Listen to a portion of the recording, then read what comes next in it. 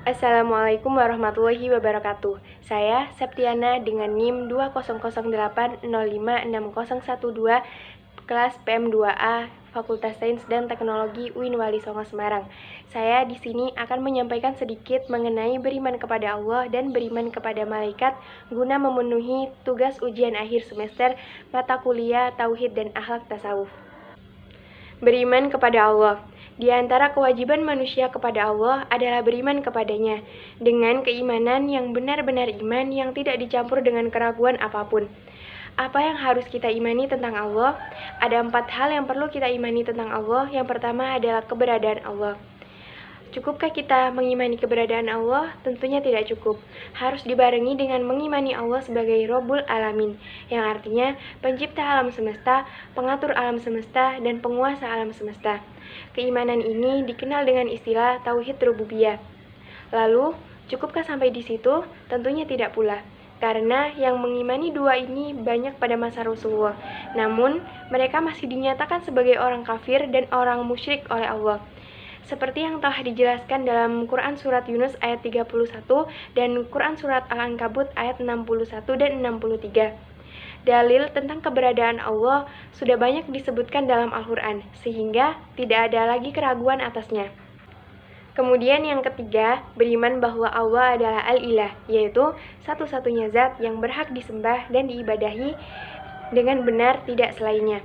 Kita tidak boleh menyelewengkan sedikit pun ibadah kepada selain Allah Subhanahu wa Ta'ala. Keimanan inilah yang dikenal dengan sebutan Tauhid Uluhiyah.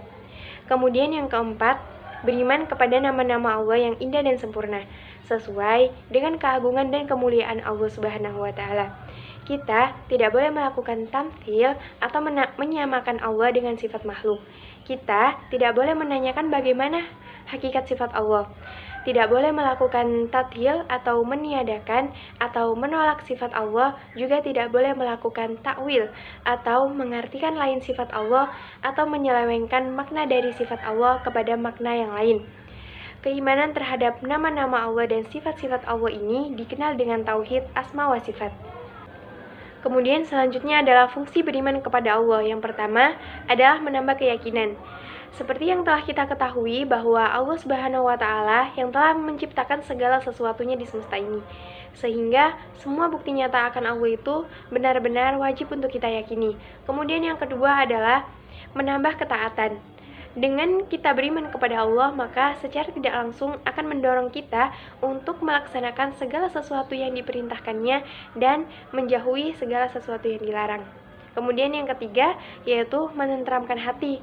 Dalam Quran Surat Ar-Rod ayat ke-28 dijelaskan bahwa orang-orang yang beriman selalu mengingat Allah dan membuat hati mereka tentram karenanya.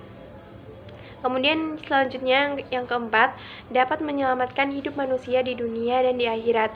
Dalam Quran Surat Al-Mu'minin, Allah berfirman yang artinya, sesungguhnya kami menolong Rasul-Rasul kami dan orang-orang yang beriman dalam kehidupan dunia dan pada berdirinya sanksi-sanksi hari kiamat. Nah, dengan beriman kepada Allah, maka dapat menyelamatkan kehidupan kita, dapat menjaga kebahagiaan kita di dunia maupun di akhirat. Kemudian yang kelima, mendatangkan keuntungan dan kebahagiaan hidup.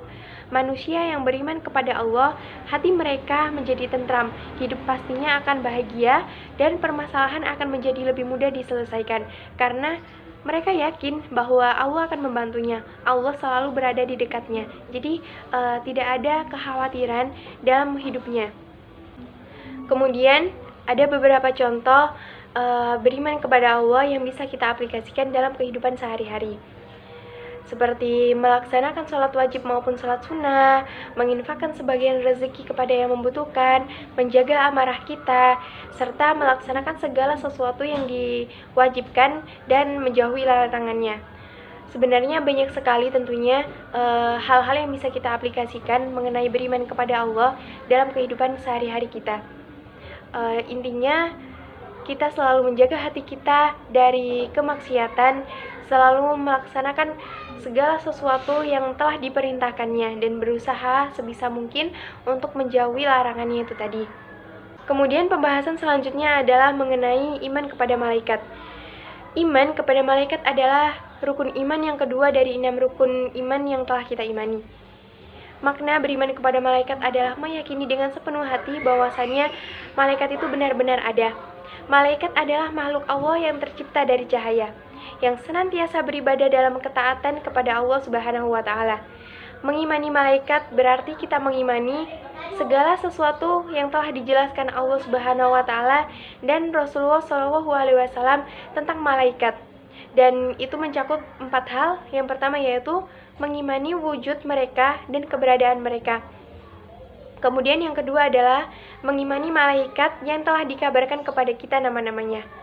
Allah mengabarkan nama-nama sebagian malaikat dalam Al-Quran, maka kita wajib mengimani mereka. Adapun nama-nama malaikat yang tidak disebutkan dalam Al-Quran maupun As-Sunnah, maka kita pun wajib mengimaninya secara global bahwasanya Allah memiliki malaikat dalam jumlah yang banyak.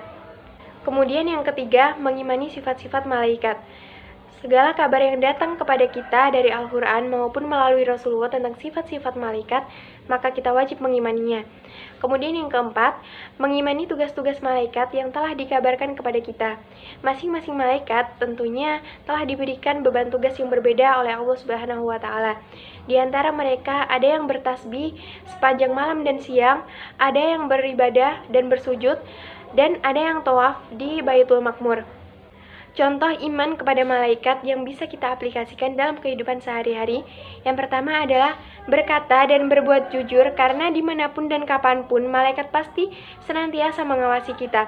Kemudian yang kedua, taat terhadap perintah Allah dan menjauhi larangannya, karena malaikat Raqib dan malaikat Atid yang akan mencatat amal baik dan amal buruk kita. Kemudian yang ketiga, melaksanakan perintah Allah dengan ikhlas. Kemudian yang keempat, selalu berusaha memperbaiki diri sendiri. Yang kelima, memperbanyak ibadah. Yang keenam, perilaku yang ditampilkan mampu menjadi suri tauladan bagi lingkungan. Tentunya masih banyak hal yang bisa kita aplikasikan dalam kehidupan sehari-hari. Intinya kita selalu menjaga perbuatan dan perkataan kita, karena kita yakin segala sesuatu yang kita lakukan itu pasti ada yang mengawasi dan ada yang mencatat.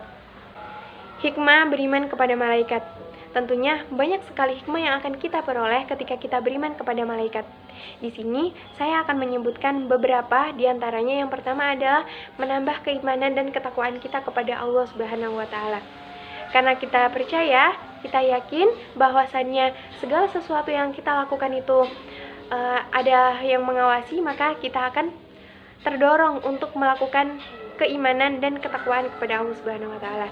Kemudian yang kedua, berhati-hati dalam setiap ucapan dan perbuatan, karena segala yang dilakukan manusia tidak luput dari pengamatan malaikat. Ini berhubungan ke poin yang satu tadi. Kemudian yang ketiga, menambah kesadaran terhadap alam wujud yang tidak terjangkau oleh panca indera. Kemudian yang keempat, menambah rasa syukur kita kepada Allah Subhanahu wa Ta'ala, karena melalui malaikat-malaikatnya manusia memperoleh banyak sekali hikmah. Kemudian yang kelima, menambah semangat dan ikhlas dalam beribadah. Dan yang keenam, menumbuhkan cinta kepada amal soleh, karena malaikat selalu mencatat amal manusia. Demikian yang bisa saya sampaikan. Kurang lebihnya saya mohon maaf. Semoga kita bisa menjadi manusia-manusia yang selalu menjaga perkataan dan perbuatan kita, karena kita menyadari bahwa akan adanya Allah, akan adanya malaikat, sehingga segala sesuatu yang kita lakukan di dunia ini pasti akan ada balasannya. Kurang lebihnya saya mohon maaf. Wassalamualaikum warahmatullahi wabarakatuh.